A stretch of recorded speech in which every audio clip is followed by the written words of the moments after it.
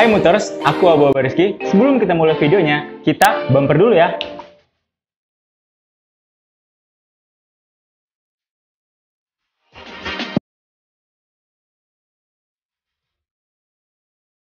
Assalamualaikum warahmatullahi wabarakatuh. Shalom, Om Swastiastu, Namo Buddhaya. Hai Muters, balik lagi sama aku Abu Rizky dari anggota KPS FA UMSU Angkatan 9 dari Divisi Kominfo. Kali ini aku nggak sendirian karena aku ditemani oleh narasumber kita yang kece badai, Bang Benito Asdikodiat MSSHMH. Kenapa? Karena hari ini kita ada di segmen podcast KPS FA UMSU di mata Bang Benito Asdikodiat. Tepuk tangan lagi dong. Di mana ini merupakan salah satu prokja dari Kominfo, yaitu per-YouTubean, yang diharapkan bisa membuat penonton setia YouTube channel KPS FA UMSU ini dapat menerima wawasan seputar hukum dan KPS FA UMSU pastinya.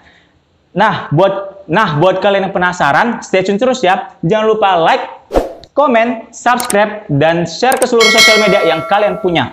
Jangan lupa juga aktifin loncengnya biar kalian gak ketinggalan video-video menarik dari channel YouTube KPS FA UMSU. And now let's move on to the video.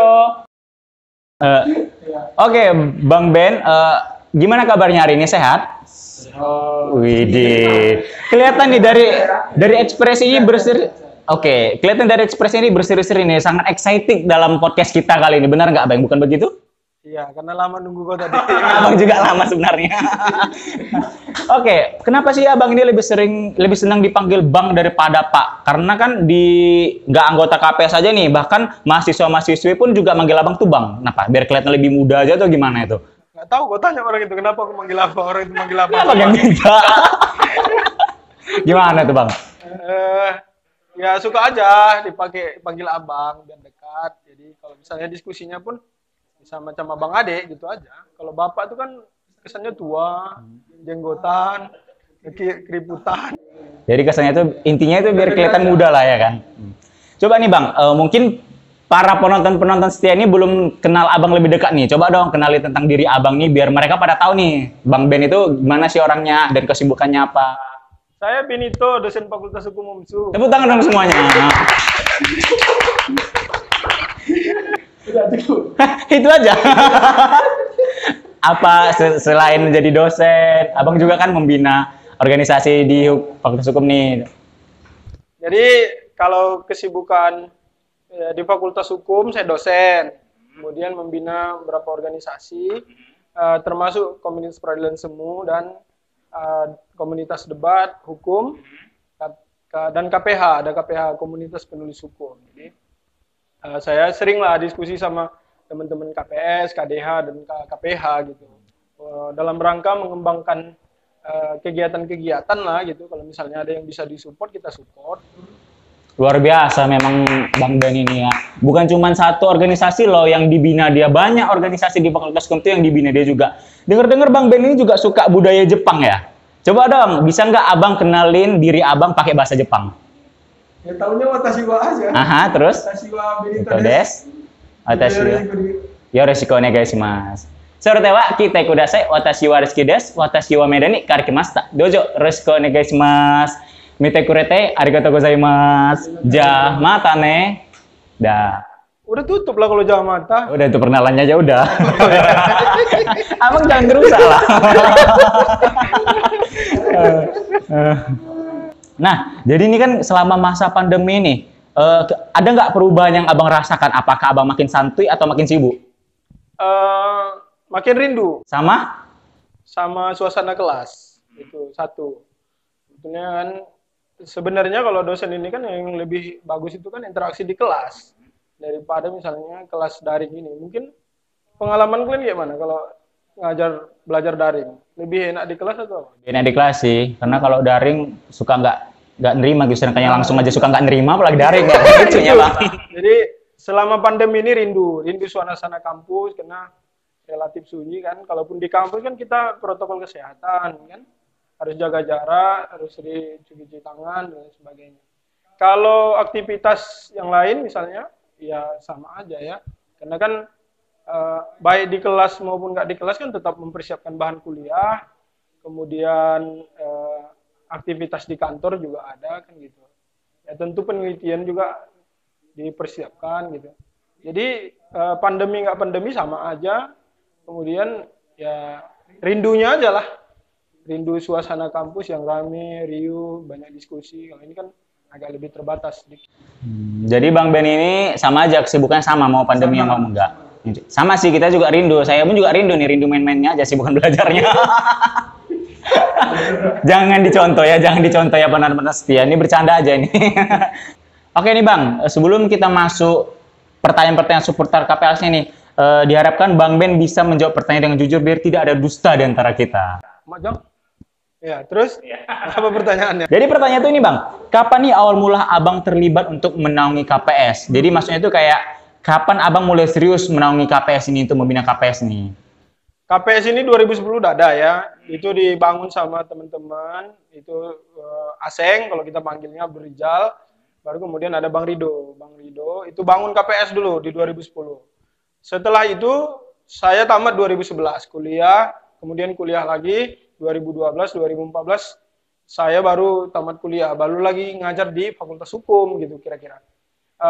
Baru kemudian saya aktif mencimpung di KPS 2014.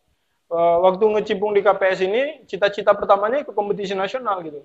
Kebetulan di 2015 itu ada kompetisi nasional di Piala Konservasi di Universitas Negeri Semarang gitu. Jadi kita ikut pertama kali tuh lomba KPS yang apa adanya, yang penting kita ikut nasional dan kemudian punya pengalaman nasional gitu. Jadi itu termasuk masa-masa salah satu masa yang tersulit ya Bang? Iya, karena nyari orang yang 20 itu aja susah kali. Pakai ngancam-ngancam dulu itu. Kau ikut kau, karena dia ngambil mata kuliahku kan, kau ikut kau nanti kalau nggak ikut ku kasih nilai gitu. Dia gitulah susahnya dulu, cari orang untuk 20 aja untuk kompetisi gitu sulitnya itu dulu. Jadi misalnya dulu kan ada mahasiswa saya, kau mengambil mata kuliahku kan, ya kau harus ikut kompetisi ini, ikut kelompok itu, KPS itu. Kau mau dapat nilai A gitu kira-kira. Kalau sekarang udah nggak segan kita kalau ngasih nilai E sama anak KPS kan, udah banyak kali kan. Berarti benih-benih mengancam itu udah dari dulu tertanam di hati abang ya. jadi ketahuan lagu ngancam-ngancam ini ya. Gak apa-apa, itu demi kebaikan kan ngancamnya kan. Gak apa-apa itu, tiru aja. Oke Bang, apa yang membuat abang kepikiran untuk menaungi KPS ini? Karena kan ini kayak masih susah-susah lah gitu, masa-masa susah. Kenapa abang mau kepikiran untuk menaungi itu gitu? Jadi semua yang terlibat misalnya mulai dari pemberkasan, sidang dan lain sebagainya itu ilmu semua tuh, ya kan, ilmu semua itu. Bagaimana buat berkas, bagaimana sidang, apa hakim, bagaimana hukum acara, itu kan ilmu semua.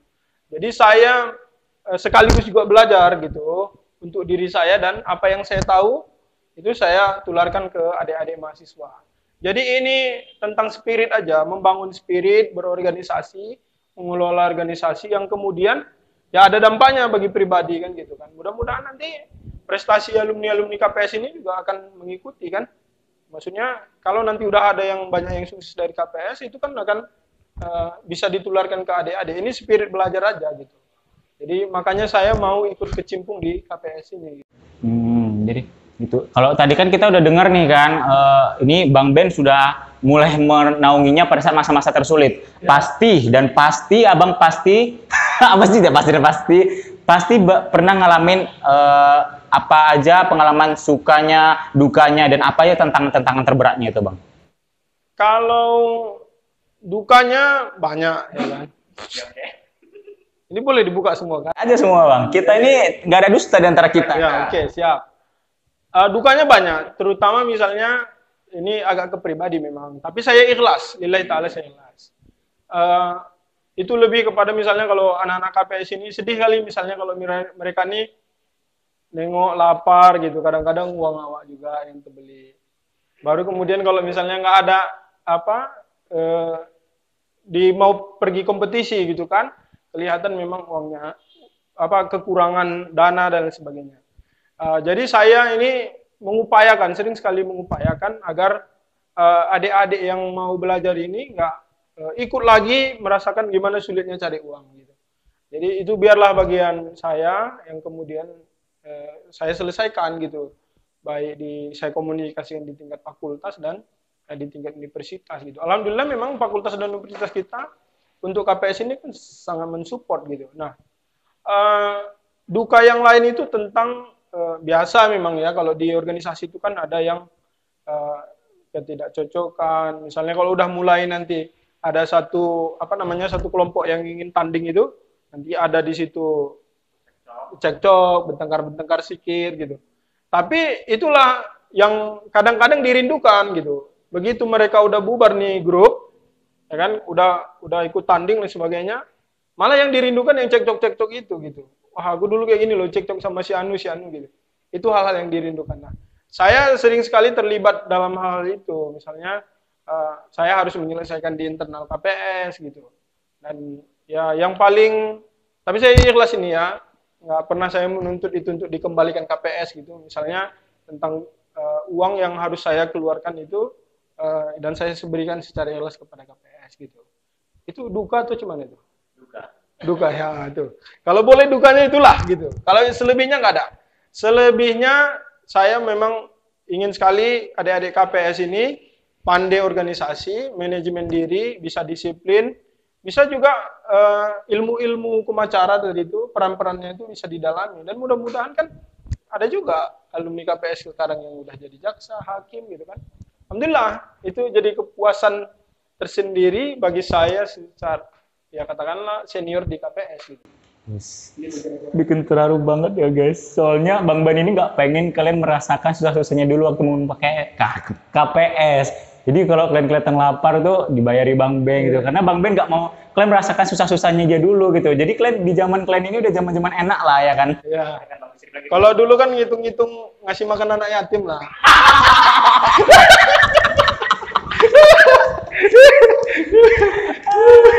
Biar aku tebak pasti kalian lagi nonton ini pasti ketawa. Luar biasa ya. Nah, jadi kalau itu cerita lebih banyak dukanya ya kan, Bang? Ya, kalau dukanya boleh itulah. Ya. Jadi tantangannya apa gitu? Kalau tantangannya perbedaan ya. Misalnya 20 orang itu kan kepalanya beda-beda nih. Sifat dan wataknya juga berbeda-beda. Iya, warna kulit pun beda, tingkahnya beda, pelitnya beda, semuanya itu. Jadi kan ini kan harus satu visi nih, yang 20 ini satu tim ini. Itu yang kadang-kadang harus seirama. Kadang-kadang saya pun nggak sukses itu. Karena ada hal-hal yang sifatnya pribadi saya nggak mungkin masuk gitu. Tapi kalau untuk kebutuhan tim itu sering saya ikut menyelesaikan. Dan sekarang hampir saya nggak ikut lagi gitu. Kenapa? Karena udah ada alumni-alumni yang lain yang bisa mensupport itu dan mendampingi adik-adik itu gitu. Itu kurasa tantangan ya, karena 20 itu. Karena kan misalnya satu kompetisi itu kan cuma 15 atau 20 orang aja satu tim. Yang ikut di awal banyak itu. Tapi saya bilang ini nanti seleksi alam. 20 orang aja nanti ini bertahan udah bagus sekali. Dan kemudian ada aja yang concern 10 orang untuk ngeberkas itu udah bagus sekali. Ternyata bertahan gitu. Bertahan dan kemudian muncul banyak konflik dan lain sebagainya. Kemudian tantangannya itu tadi untuk nyatukan isi kepala yang banyak ini gitu. Gitu sih kalau yang tantangannya. Nah, kemudian ya tantangan pembiayaan loh kan. Kalau KPS ini kan sekali kegiatan bisa 100 juta bos. Iya, pengalaman. Nalangnya pun ada seret, orangnya seret kan gitu ya. Stres juga Bang ya. Bener-bener tantangan sekali guys. Dari manalah uangnya itu kan gitu. Jadi itulah dikomunikasikan. Alhamdulillah didukung kan sama fakultas sama universitas gitu. Luar biasa ini pembiayaan KPS ini. Jadi itu tantangannya. Jadi internal dan kemudian tentang pembiayaan yang cukup besar gitu. Berarti di balik sukses-suksesnya KPS ini tuh banyak cerita-cerita sulitnya juga ya kan Bang yang harus dihadapi. Kita lanjut ke pertanyaan selanjutnya nih Bang. Apa nih menurut Abang kelebihan-kelebihan KPS yang buat mahasiswa-mahasiswi Fakultas Hukum itu harus berorganisasi di KPS nih? Sementara organisasi yang lain kan banyak nih. Nah, kelebihannya apa nih di KPS nih? Kalau di KPS ya banyak sebenarnya yang bisa dipelajari gitu.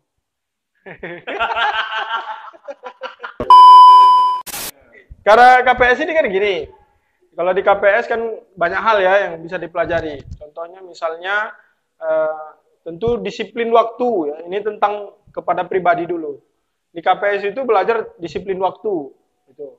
baru kemudian kerjasama, kemudian tenggang rasa gitu. Kalau misalnya tenggang rasa di sini, ya di KPS kan banyak nih kan, kalau misalnya satu tim itu tadi saya bilang itu ada 20 orang, ya harus saling merasa aja gitu, harus ya temenku tuh kayak gini, Pak ya diajak ngobrol gitu. Nah itu kira-kira. Kemudian kalau tentang pemberkasannya nanti itu kan perlu ketelitian, kecermatan, baru pemahaman yang mendalam. Katakanlah misalnya kita mau buat nih berkas kepolisian kan, memang betul-betul jiwa kita tuh macam polisi gitu. Nah itu baru dapat dia feel-nya gitu. Atau misalnya buat berkas kejaksaan, yang kita ini merasa jaksa gitu. Nah gitu juga hakim dan lain sebagainya. Apalagi penasehat hukum gitu. Jadi waktu bersidang misalnya, waktu bersidang kita memang betul-betul tuh merasapi gimana sidang itu dijalankan gitu. Jadi ada marwah persidangan itu yang harus dijaga gitu. Baru kemudian teman-teman bisa belajar public speaking, bagaimana bicara yang jelas, apa yang poin-poin yang harus disampaikan misalnya. Dan ber-KPS ini membuat paling tidak matang di bidang polisi, matang di bidang kejaksaan, matang di bidang advokat misalnya sebagai penasihat hukum. Baru kemudian yang nggak boleh matang tuh tentang terdakwanya aja gitu. Nah, itu jangan. Kebetulan saya pemenang terdakwa terbaik pula nih Bang. Sampai-sampai cita-cita mau jadi terdakwa. Jangan. Bagus ya isu-isu itu. Semuanya boleh jadi cita-citaan, boleh jadi ahli pidana, boleh jadi apa aja boleh. Yang nggak boleh anak KPS itu jadi terdakwa. Jangan jadi terdakwa. Walaupun udah pernah kan jadi terdakwa terbaik kan. Mudah-mudahan lah. Mudah-mudahan jangan jadi terdakwa. Jangan mudah-mudahan jadi terdakwa pula. Jadi kan di KPS ini kita bukan hanya belajar tentang peradilan-peradilan semua, terus juga bukan tentang hanya hukum aja. Bahkan kita ini yang suka acting bisa nih masuk ke sini. Yang pandai IT bisa masuk ke sini. Karena kita ada banyak acara-acara yang mengunggulkan itu. Bahkan kemarin RMCC juga ada ngedance nih kan. Yang nggak bisa ngedance jadi bisa ngedance. Gila itu. Itu hebatnya KPS. Malah aku kemarin mau masuk acara itu gara-gara cuma mau ngedance-nya aja. Cuma itu. Iya. Tapi nggak jadi. Tapi nggak jadi. Nggak jadi masuk. Acara RMCC kemarin. Disuruh legal event. Belum bisa kemarin itu. Jadi kayak jujur nih kan kayak saya sendiri ini Bang kan nggak palah ngerti-ngerti kali hukum-hukum ini ya kan. Jadi kok masuk fakultas hukum? Biar keren aja. Jadi jadi masih di KPS itu gincar actingnya gitu. Suka acting. Jadi ini acting itu nggak biasa gitu, bukan kayak yang teater gitu. Tapi ini acting dapat ilmu gitu. Jadi kalian jangan merasa takut gitu, jangan canggung gitu walaupun iya aku bukan hukum kali ini gitu. Gak apa-apa, tenang aja gitu. Kembangkan passion kalian tuh di KPS ini. Benar sekali. Benar sekali. Jadi itu kelebihan-kelebihan dari KPS ini nih. Yang buat aku bukan orang yang hukum banget tuh mau masuk di KPS. Nah, pertanyaan selanjutnya nih Bang. Apa nih kenangan-kenangan yang nggak bisa dilupakan nih dari selama berkompetisi-kompetisi nih Bang? Waduh, kenangannya ini selalu di bandara. Di bandara, ya, di bandara ya. Jadi waktu kompetisi di Semarang ada waktu, memang disiapin lah, karena mau jalan-jalan lah ke Jogja gitu kan. Sampai di Jogja, ini padahal udah gue ingetin nih, kalian nanti jangan belanja banyak-banyak ya, karena kita nih barangnya ada nanti. Tiap orang kan hanya boleh 20 kilo kan gitu kan, dan kemudian kalau misalnya dibawa ke kabin kan 7 kilo gitu kan, total 27 kilo lah. Mereka ini rata-rata bawa barang itu kayaknya ada 30 kiloan satu orang tuh.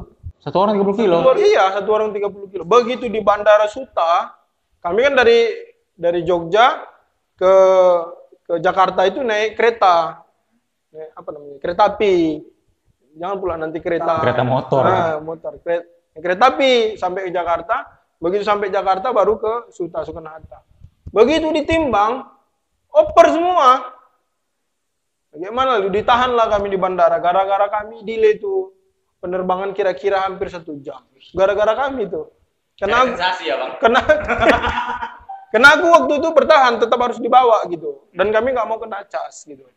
Karena dalam perhitunganku, aku bilang itu masih lebih, gitu. Padahal memang memang kami itu oper.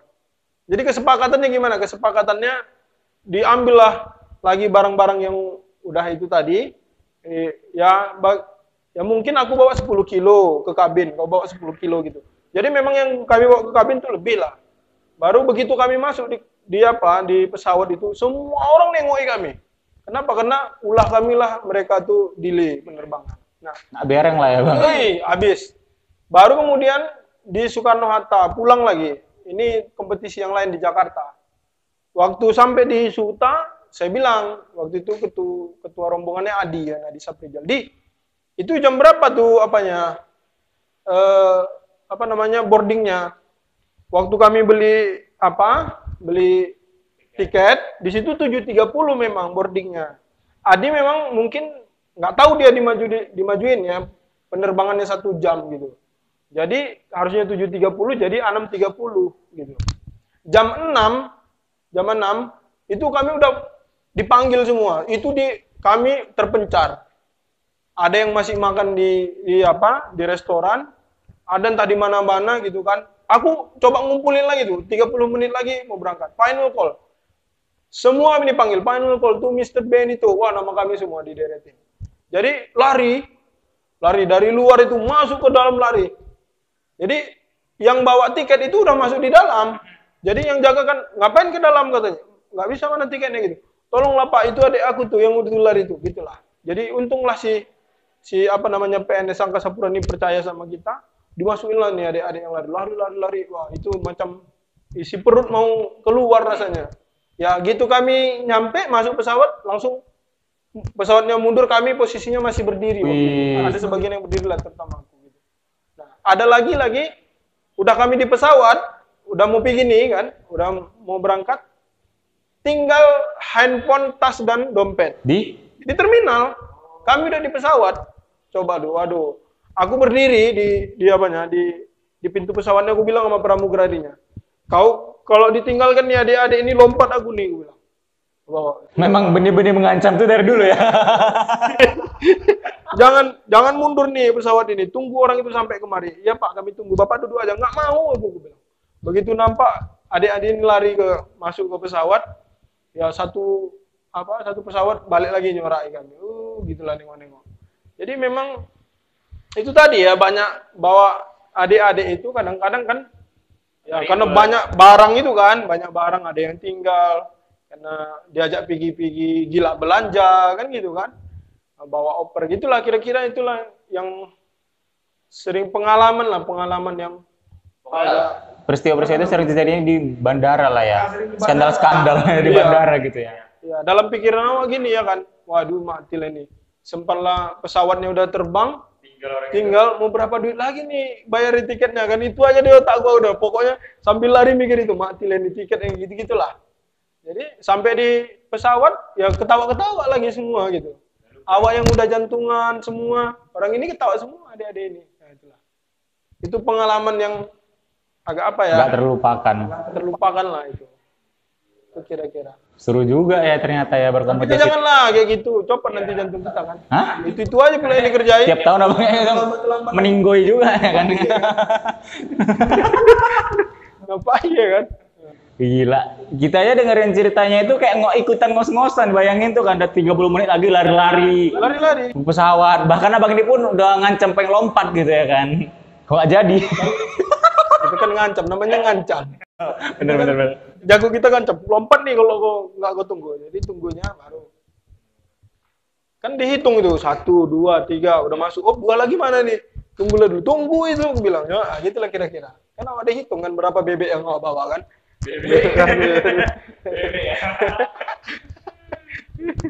Mantap. Jadi nih Bang, selama Abang membina KPS, yang menurut Abang tuh ciri-ciri anak KPS itu kayak gimana? Harusnya ya, anak KPS ini disiplin. Gitu ya. Anak KPS itu di kelas lah, pintar, rajin. Itu identiknya anak KPS. Kalau yang laki-laki nggak merokok, itu. Tuh, harusnya jadi ciri-ciri anak KPS itu. Nanti entah, boleh juga itu. Nanti seleksi penerimaan anggota baru, kayaknya ya bagi laki-laki dilarang merokok di KPS.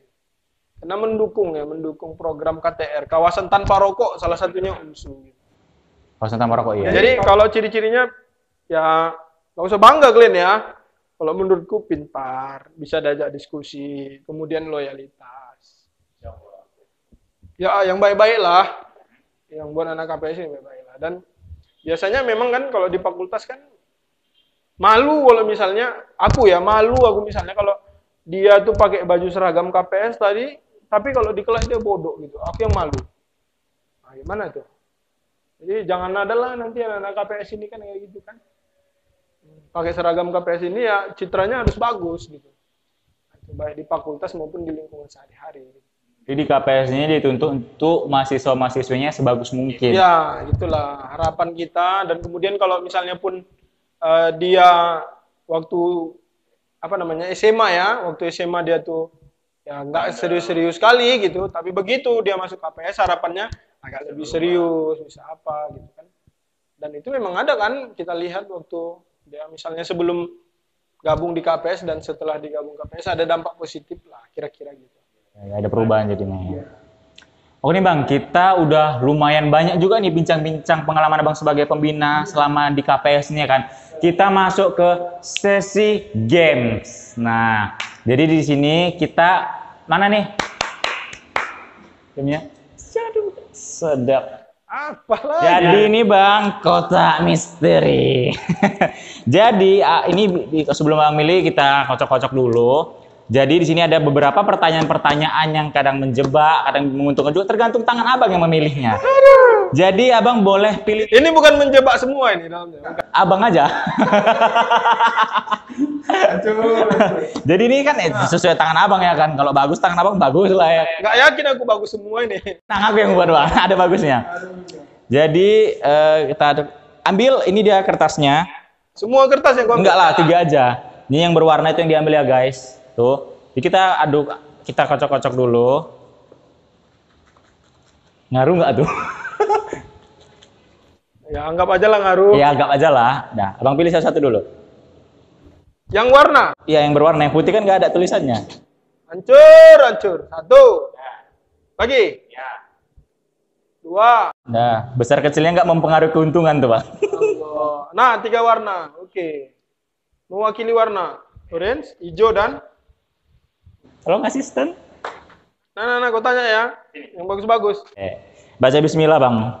Bismillahirrahmanirrahim. Oke, pertanyaan pertama. Oke, sosok sahabat menurut kamu, menurut Bang Ben? Sahabat itu kalau kita salah dia bilang salah.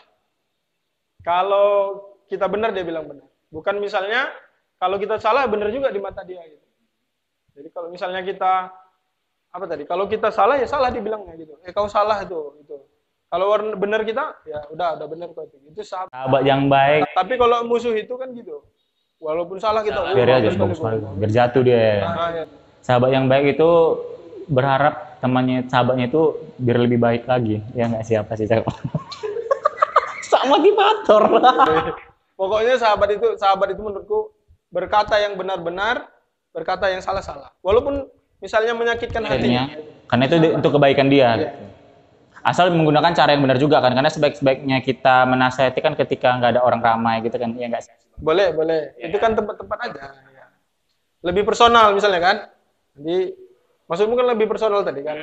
Panggil, kau nggak boleh kayak gitu loh. Jangan depan orang ramai. Karena kalau depan orang ramai bertemu gini itu menjatuhkan dia namanya. Pengalaman pribadi. Iya.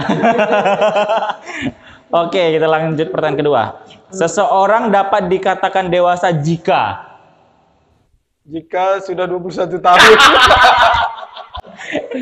Enggak lah Bang, dewasa kan nggak mempengaruhi suatu umur. Ya menurut KUA Perdata kan belum selesai. Oh iya, menurut KUA Perdata. Kalau menurut Bang Ben? Menurut aku dewasa tuh pandai memilih mana yang baik, mana yang buruk. Nah, itu dewasa lah. Pandai memilih mana yang baik dan buruk. Untuk dirinya ya dan untuk orang lain lah. Itu dewasa. Nah, itu sikap yang dewasa. Jadi kalau misalnya kau pilih yang buruk, nggak baik bagi dirimu, nggak dewasa. Ketiga, kamu itu orangnya seperti apa yang nggak diketahui orang lain?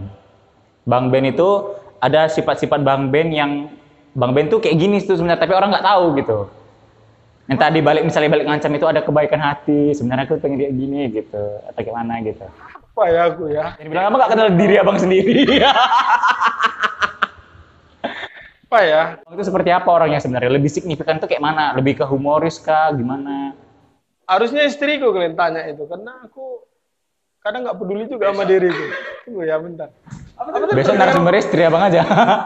Apa tadi?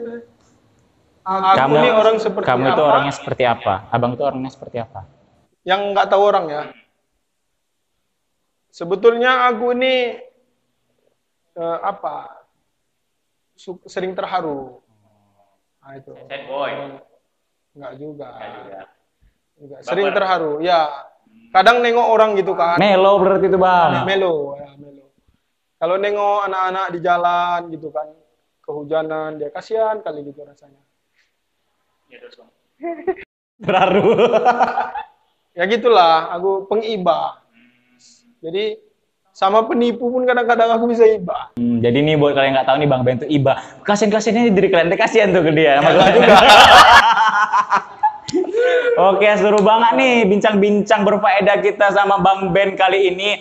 Jadi buat kalian yang mahasiswa-mahasiswi baru Fakultas Hukum Universitas Muhammadiyah Sumatera Utara, bisa nih yang semester 1, semester 3, semester 5 bisa masuk ke KPS ya. Karena ini baru aja nih ada pengukuhannya kan Bang, angkatan 10 dan ini berjalan lancar banget dan 85 orang tuh lulus di KPS FH UMSU.